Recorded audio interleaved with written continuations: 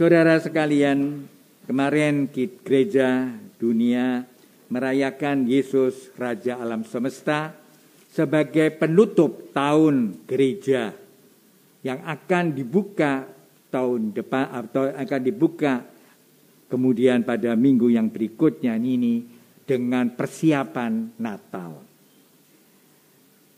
Apa makna dari pesta Yesus Raja Alam Semesta?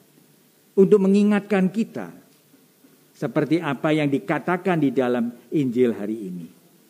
Orang-orang Yahudi terkesima, kagum, bangga mempunyai bait Allah, Yerusalem.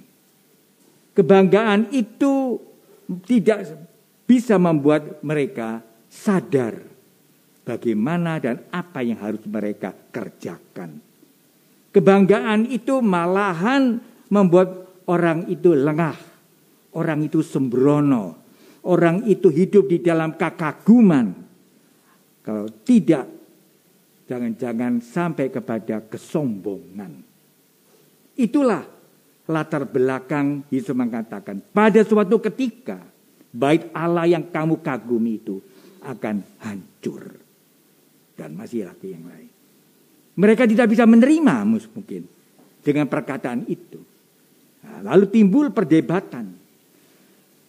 Peristiwa itu harus memberikan inspirasi kepada kita.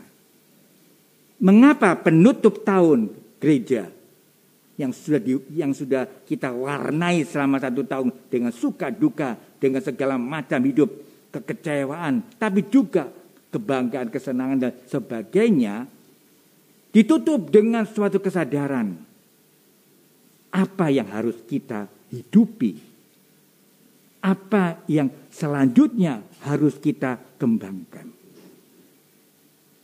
Saudara sekalian, hidup iman adalah kesetiaan. Kesetiaan itu adalah suatu keterbukaan hati untuk selalu sadar bahwa dirinya ini masih harus berubah. Jangan-jangan bangunan-bangunan yang kita bangun dengan diri kita akan menjadi hancur karena kesombongan kita, kelengahan kita. Dan itu kita belajar banyak dari pandemi itu. Dengan pandemi itu kita dijadikan orang yang tidak punya apa-apa.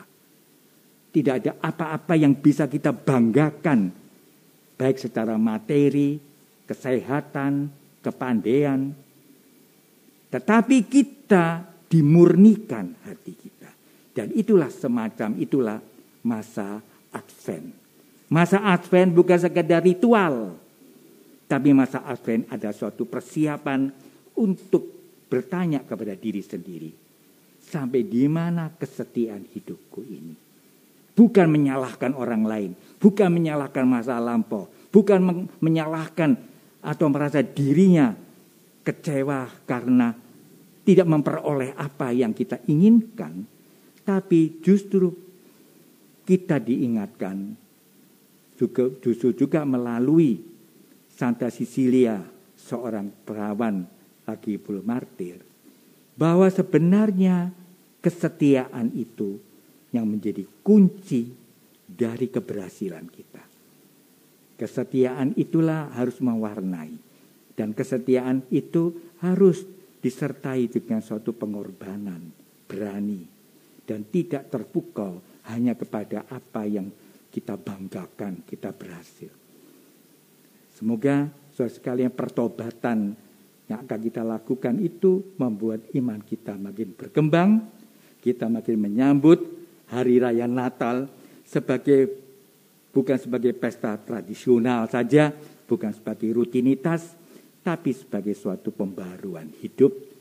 Dan bersyukur pandemi mungkin makin mereda, tetapi bahaya COVID masih ada. Dan kita dibutuhkan kewaspadaan dengan menjalankan prokes juga, tetapi kerjasama satu dengan lain. Membangun kesehatan, membangun juga kerjasama yang baik, saling tolong-menolong, dan berkembanglah kehidupan yang rendah hati, tidak saling memusuhi, tapi kerjasama satu dengan yang lain.